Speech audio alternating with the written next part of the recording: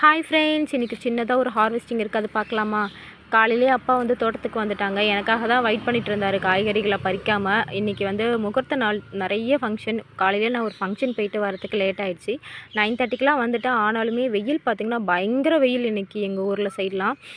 முள்ளங்கி வந்து ஓரளவுக்கு விளைஞ்சிருக்கும் அப்படின்னு தான் பார்த்தோம். ஆனால் நல்லாவே விளைஞ்சிருக்கு. இந்த காயை பார்த்தாலே உங்களுக்கு தெரியும்.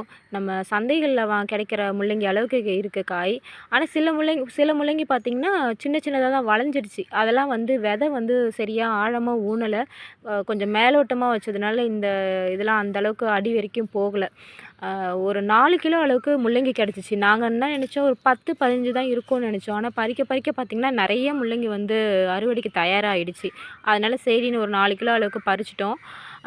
மிச்சம் இருக்கிறத அப்பா நாளைக்கு நாளான்னைக்கு பறிச்சுக்கலாம் அப்படின்னு சொல்லிட்டாங்க. இங்கே பக்கத்தில் பார்த்திங்கன்னா நிறைய பேர் வந்து இந்த முள்ளங்கி கீரை கேட்டாங்க. சரி, அவங்களுக்குமே கொஞ்சம் ஷேர் பண்ணி கொடுத்துட்டோம். நானும் கொஞ்சம் எடுத்துகிட்டு வந்தேன். முள்ளங்கி கீரையில் பொரியல் பண்ணி சாப்பிட்டா நல்லதுன்னு சொல்லுவாங்க. அதனால் அது முள்ளங்கி கீரையை நானும் கொஞ்சம் எடுத்துகிட்டு வந்தேன். இன்றைக்கி பார்த்திங்கன்னா ஒரு 4 கிலோ அளவுக்கு முள்ளங்கி பறிச்சிருந்தோம். அவ்வளோ ஃப்ரெஷ்ஷாக அவ்வளோ நல்லா இருந்துச்சு பார்க்குறதுக்கே. பாய்.